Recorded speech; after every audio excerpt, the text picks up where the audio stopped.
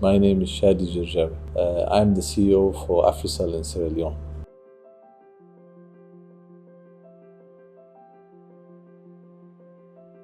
So it's been a long journey. I started with Africell around more than 20 years ago, 2001. So I've been working for Africell as a group for the past 23 years.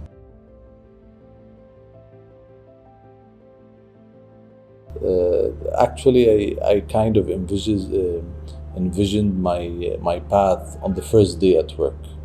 That was the day I decided that Africell is the company I want to work in. Africell is the company I want to grow in. I found myself, I was not coming to the office, I was coming home. Africell from day one had a welcoming feeling towards all the employees.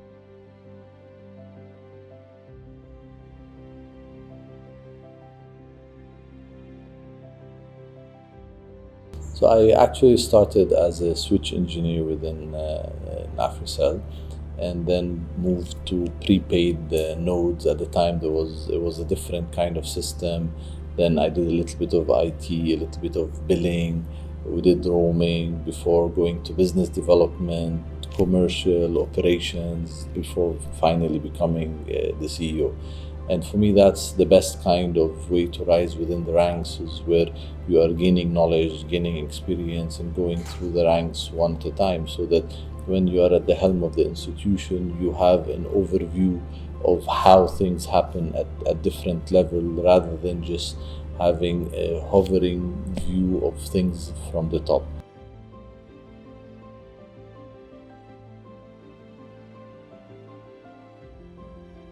So we're a technology-based company, right? So everything we do, we deliver it through technology. Voice is delivered through technology. Data is through technology. 4G, 5G, FTTH, all of it has a technological background to it. In designing products, you have to understand the product. So being an engineer opens a lot of doors, makes your experience easier, you're able to interact with new things.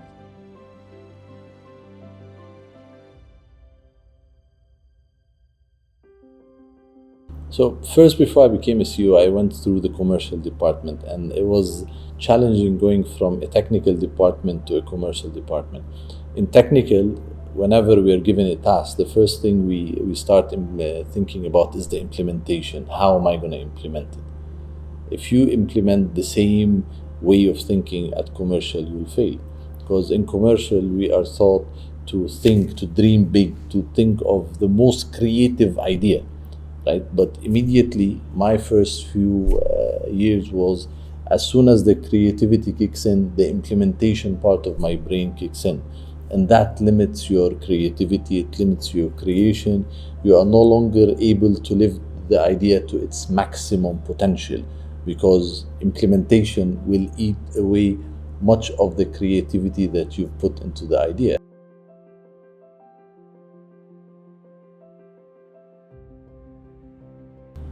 Definitely, at the end of the day, like I said before, we're selling a technical product, right? So you need to know how it works. You need to take a sophisticated product and simplify it for the consumer, so it becomes easy, so it's not difficult. Even how you communicate to the consumer, the product is coming from technical to commercial. We adopt the technical terminology usually, and that becomes a mistake or a problem, because if we just take the technical terminology, how can we sell it? It's going to be boring, it's not going to be fun for the customers. So we have to translate that terminology into a commercial terminology without it affecting the usability of the product.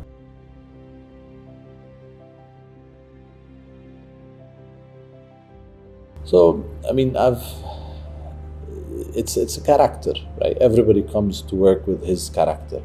Some people come to work with a smiling attitude, some come with frowns, some come with, oh, I am the biggest person that happened ever.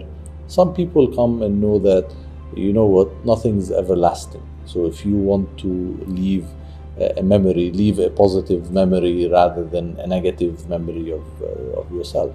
So with that in mind, I've always made sure that I interact with everybody around me, and make sure that that interaction is pleasant, because it is best.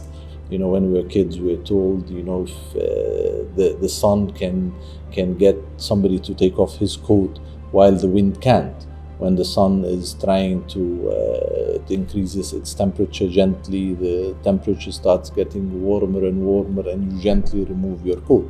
But wherein the wind, being very powerful, blows and blows and blows, and you can't get the individual to take off that clothes. So with these things in mind, I'd rather have a gentle approach with people.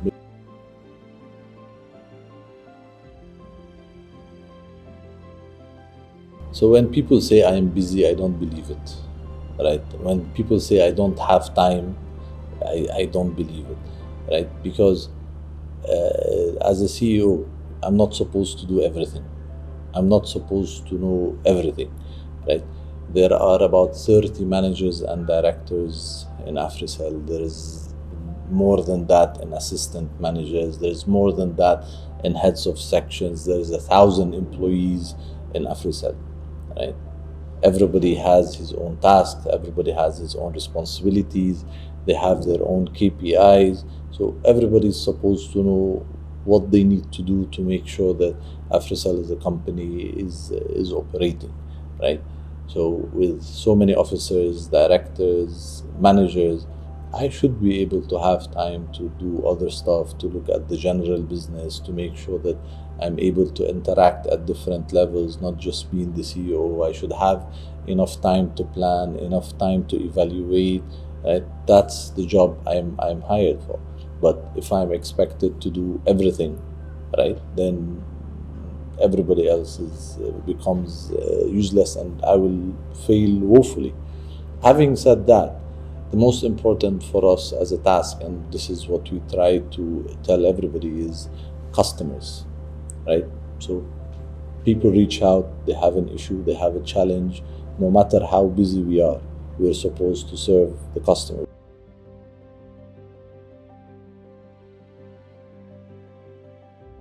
When I wake up, the first thing I do is check my messages, check my phones, check my messages, go for the things, because we have 3 head offices, one in Lebanon, one in Dubai, one in London.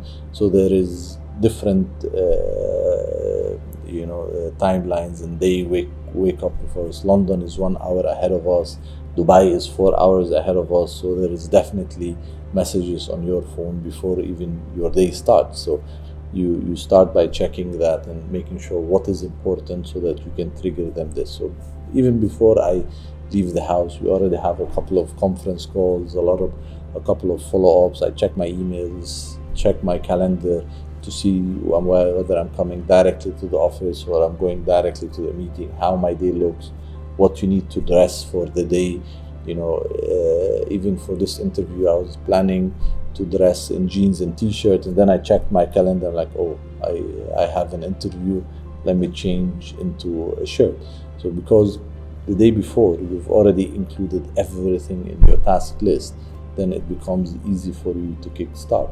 But as soon as I get to the office, first thing I do is have a coffee, and that's how I know my day starts. Then go through my calendar, and whether it's meetings or whether it's emails or whether it's research, something that's been on my mind, and I always believe that Google knows everything.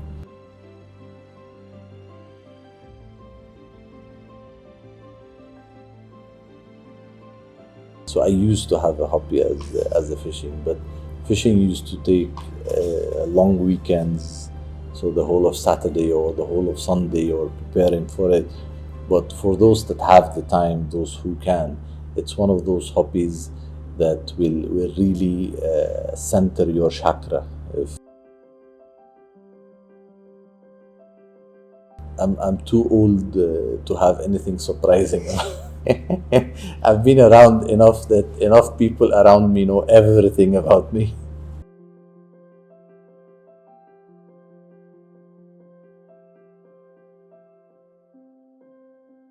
So I believe if you don't grow, you die, right? As a business, you need to always keep on growing. There is many examples that we can give of companies that were at the height of technology. They were the best in the industry, best in the world, renowned, but they refused to grow. They went against technology. They refused to adapt. They thought that they have arrived. I mean, whether we call BlackBerry or Kodak or Nokia or any of these names which we know about, and all of them are stories that we should learn from. Right? Do not fight technology. Do not go against technology, because the technology will always win. So as a company, we've always tried to be the first to go after technology and make sure we adopt it and test it and see whether it works for the market, and we look after what our customers' future needs are, and by the time they get there, we are there waiting for them. So what you start off as a business doesn't need to be what you end up, but you need to continue growing, you need to continue adapting and changing.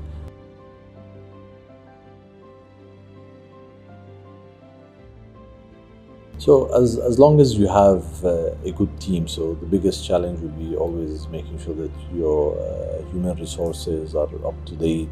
You are growing people, you are giving people the chance to grow and move forward.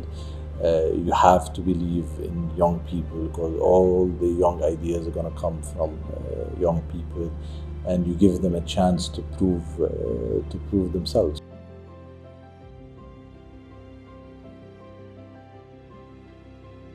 So I wouldn't say I follow one in particular, but there's a lot of people out there that have done very well for themselves. So everybody at Africell knows that my motto is linked to the song "I Believe I Can Fly."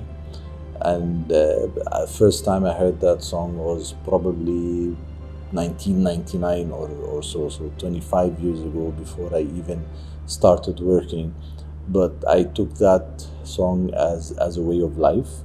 If I can see it, then I can do it.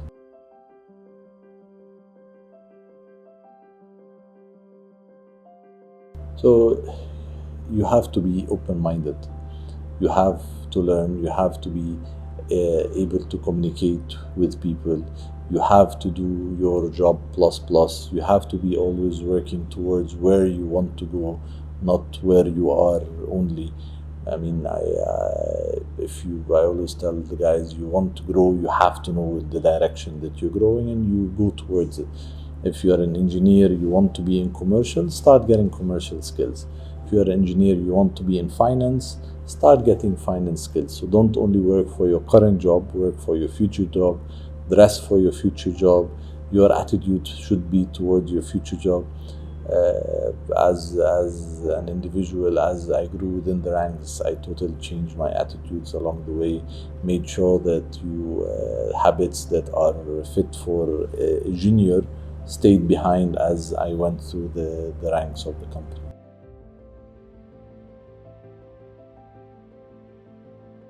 So there is a passion to it. There is always a sense of satisfaction when you get things done. There is a sense of satisfaction when you see the people that are around you are growing, their careers are moving forward. There is a sense of satisfaction to make sure that not only you are succeeding, but everybody around you is succeeding. I don't believe that for us to succeed, everybody has to fail. That's a failure in itself. The whole ecosystem needs to succeed, and that's what real success is, whether as an industry or whether as a company or as an individual or an employee. Everybody around you needs to succeed, and that's the true sense of succession. And as a family man, you need to take care of your family, so you need to make sure that your family is taken care of financially, emotionally. All of these, they need to be in place. So there is a 360 degrees of responsibility around that we need to take care of, and every person who's responsible needs to handle those responsibilities.